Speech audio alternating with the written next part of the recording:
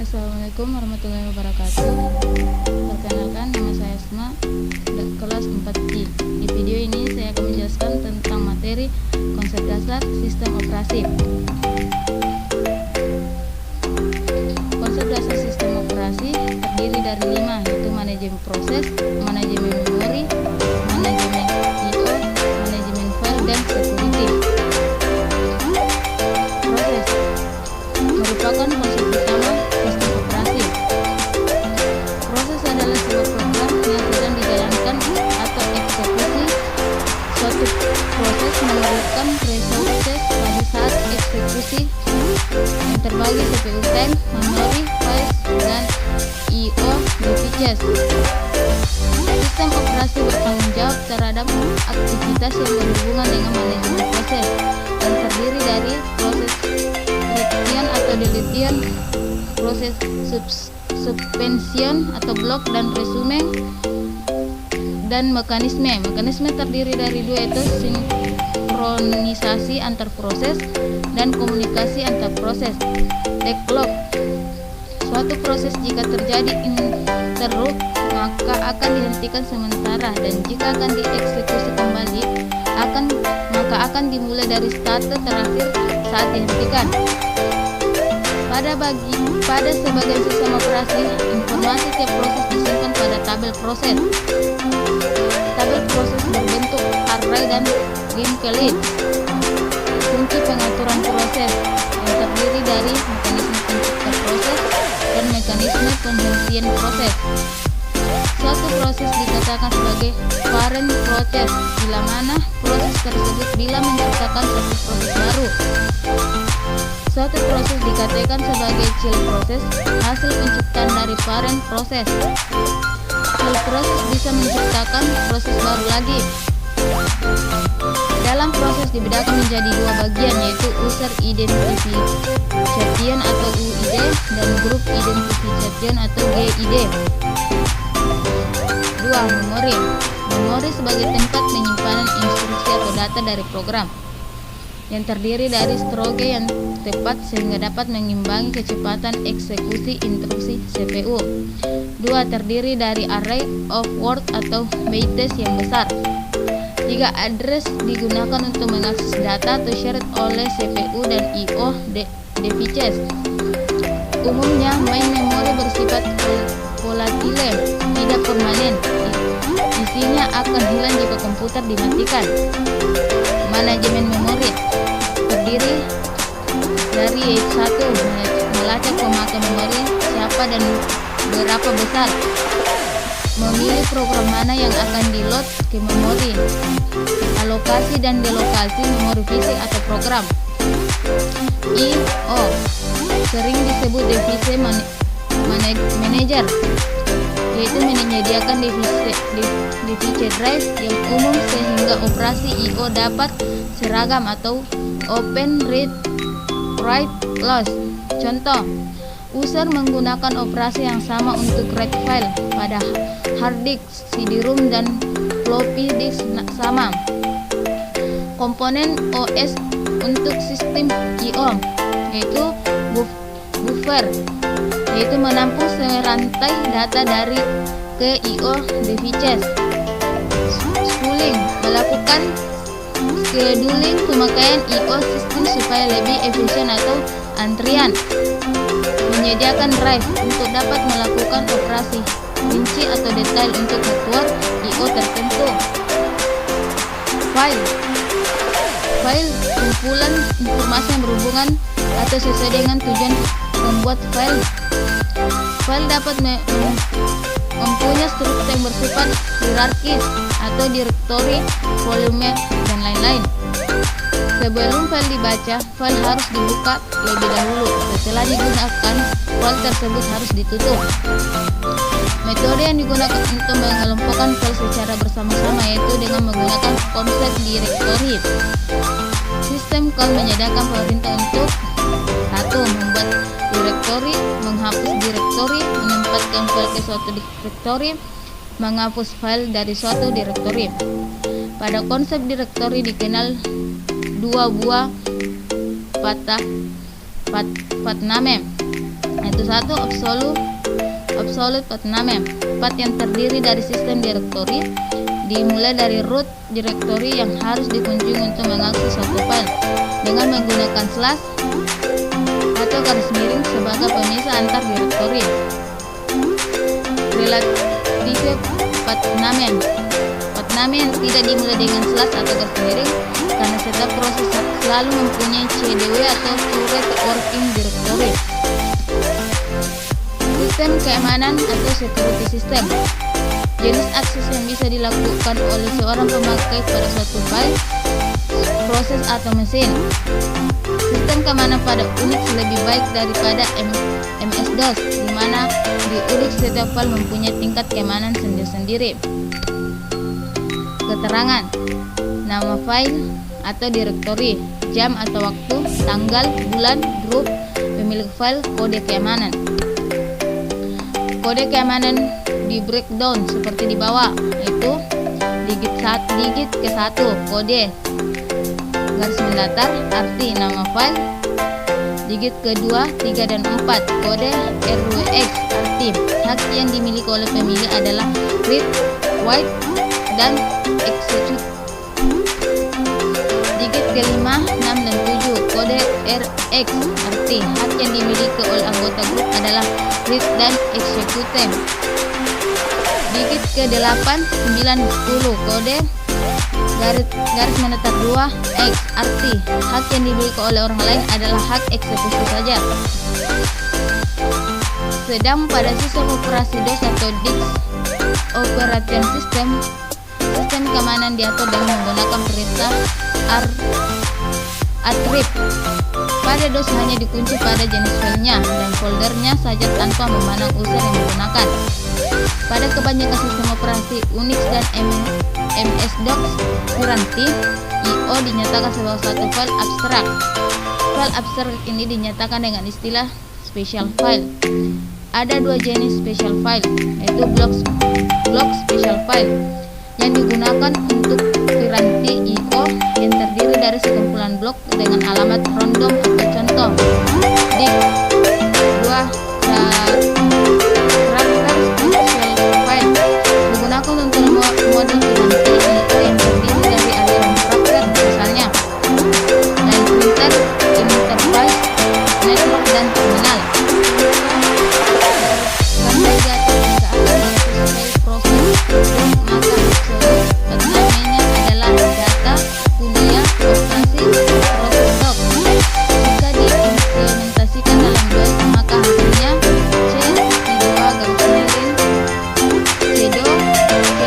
C2 data, kuliah, operasi. Contoh relative path name. Dari gambar di atas, jika dicari relative path name-nya dengan CWD adalah data, kuliah, dan tujuan adalah proses doc, maka relative path name-nya adalah operasi proses doc. Jika diimplementasikan maka hasilnya C2 data, kuliah, CD operasi. Sistem call, instruksi tambahan yang menghubungkan sistem operasi dengan program yang dibuat oleh pemakai. Tujuan sistem call: satu, mengakses komponen-komponen utama dalam sistem operasi. Sistem call bersifat dependen atau bergantung pada software. Sistem call dibuat dengan bahan C. Program yang memanggil sistem call adalah sistem operasi, editor, compiler, dan interpreter atau shell bukan bagian dari sistem operasi tapi sangat penting dan sering digunakan. Shell bukan bagian dari sistem operasi tapi merupakan interface antara pemakai dengan sistem operasi. Pada saat pemakai login, shell akan running. Shell mempunyai standar input dan standar output yang dimulai dari from S atau %. Shell pada DOS biasanya disebut dengan report command. Di sini jika kita tidak mengenal perintah-perintah DOS, kita tidak akan dapat mengerti atau what should I do, apa yang akan kita lakukan. Begitu juga pada mikrotik. Mikrotik merupakan adalah salah satu sistem operasi khusus untuk manajemen jaringan. Di sini mikrotik berbasis DOS, sehingga jika kita tidak mengerti perintah mikrotik, kita tidak akan mengetahui tindakan apa yang akan kita lakukan. Struktur sistem operasi. Struktur sistem operasi dibagi menjadi 4 bagian besar, yaitu monolitik sistem atau sistem monolitis. 2. Layered sistem atau sistem lapisan. Virtual machine system atau mesin maya. Client service. 1. Monolitik sistem. Pada dasarnya adalah konstruksi tanpa struktur atau semua komponen SO tercampur jadi satu. Pada sistem ini, sistem operasi dibuat sebagai kumpulan prosedur. Setiap prosedur dapat memanggil prosedur yang lainnya kapanpun diperlukan. Contoh, SO, MS-DOS. Tidak ada pemisah yang jelas antara aplikasi dengan SO. 2. Utility Procedure merupakan program dasar untuk mengendalikan sistem komputer dan mengerjakan apa yang dibutuhkan oleh server prosedur, misal mengambil data dari program komputer. Service Procedure menjalankan fungsi pemanggilan prosedur mana yang harus diaktifkan. Main Procedure berfungsi untuk memanggil salah satu server prosedur dan juga meminta pelayanan dari server prosedur. Main Procedure mengakses server prosedur. Selanjutnya, server prosedur akan mengakses ke utility prosedur. Layered system dikembangkan pertama kali oleh E.W. Dijkstra tahun 1968. Sistem ini terdiri dari beberapa lapisan, di mana lapisan atas hanya bisa memanggil lapisan yang ada di bawahnya. Makin ke bawah, lapisannya makin mendekati lapisan input. Konsep ini secara umum disajikan dalam sistem multik atau multiplex information and compute service dengan sistem operasi image sharing. Layer 0 berkaitan erat dengan alokasi prosesor ke suatu proses. Perpindahan antara proses bila terjadi interupsi atau kuantum waktu telah habis. Layer 1 sebagai tempat pengaturan memori. Layer ini mengalokasikan ruang di memori utama untuk suatu proses dan mengalokasikan pada disk untuk menyimpan bagian proses atau pages bila memori utama tidak cukup. Bagian program yang aktif tidak ditempatkan di memori utama, sedangkan yang tidak aktif di dalam disk. Layer ini mencari pack nama yang sudah waktunya dibawa ke memori utama untuk dieksekusi. Layer 2 menangani komunikasi antar proses dengan operator monitor dengan cara melewatkan parameter data. Layer 3 mengatur piranti I/O menyimpan informasi ke dan dari piranti I/O. Layer 4 lokasi di mana program pemakai berada. Pemakai tidak perlu risau dengan proses memori, terminal maupun pengaturan I/O. Semuanya telah ditangani pada lapisan di bawahnya. Layer 5 proses operator. Sistem virtual machine. Pada sistem ini, semua pemakai seolah-olah memiliki komputer sendiri. Secara fisik, hanya ada satu komputer saja, tetapi secara logis ada beberapa komputer. Dalam sistem maya ini disebut dengan CPM, Conventional Monitor System. Pada tahun 1979 dikembangkan oleh VM Kazimierz 370, di mana pengembangannya berdasarkan pada 1. Sistem time sharing yang menyediakan sistem multiprogramming. 2. Menyediakan extended machine dengan interface yang lebih baik dari hardware sebenarnya. Struktur VM 370 dengan CMS dapat dilihat pada gambar di ini. Setiap virtual machine selalu identik dengan hardware sebenarnya dan dapat menjalankan sistem operasi apapun. Model client server. Karena perkembangan SO semakin besar dan kompleks, Kernel berisi fungsi dasar dari sistem operasi dan menangani komunikasi antar klien dan server, yaitu dengan cara membagi-bagi sistem operasi menjadi beberapa bagian. Semua server berjalan dalam user mode. Hal ini menyediakan server tidak dapat diakses secara langsung menuju hardware. Untuk mendapatkan pelayanan, maka proses klien mengirim permohonan atau request ke proses server. Kemudian server akan melaksanakan pekerjaan yang diminta. Selanjutnya akan mengirimkan hasilnya ke klien. Teknologi pengelolaan hardware adalah suatu cara pengelolaan hardware yang dilakukan sistem operasi. Ada 7 teknik pengolahan hardware, yaitu 1. Sistem single job, sistem batch processing, teknik pooling, sistem time sharing, sistem multiprocessing, sistem multi-programming, dan sistem real time. 1. Sistem single job. Mekanisme yang terjadi adalah input masuk ke proses, kemudian dieksekusi dan hasil eksekusi dikeluarkan sebagai output. Cara ini sangat kuno karena CPU hanya dapat mengakses satu job setiap saat. 2. Sistem batch processing. Pada sistem ini job-job ditentukan dalam grup atau batches. Sekali satu job running, maka job tersebut secara penuh mengontrol mesin dan kontrol baru dikembalikan ke sistem operasi bila job tersebut telah selesai. Kemudian sistem operasi membaca dan meminimalisasi job berikutnya.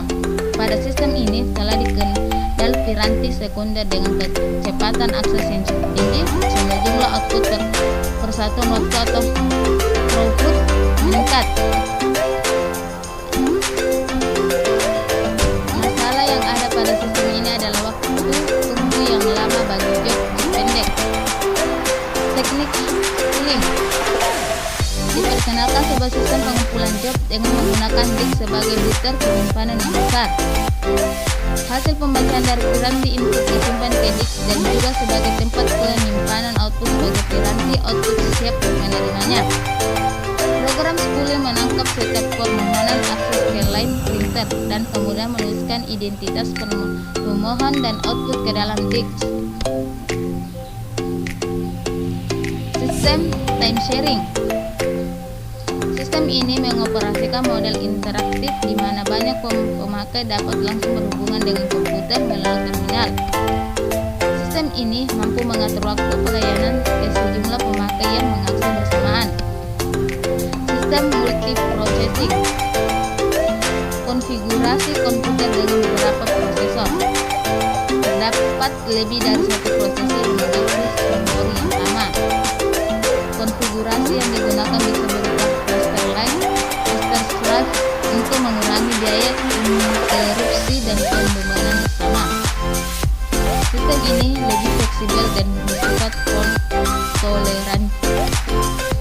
Sistem mempunyai kemampuan untuk mendeteksi kerusakan dan kemungkinan perbaikannya. Sistem multi-programming. Suatu sistem di mana beberapa pemakai berkompetisi untuk memakai source komputer. Cara kerja.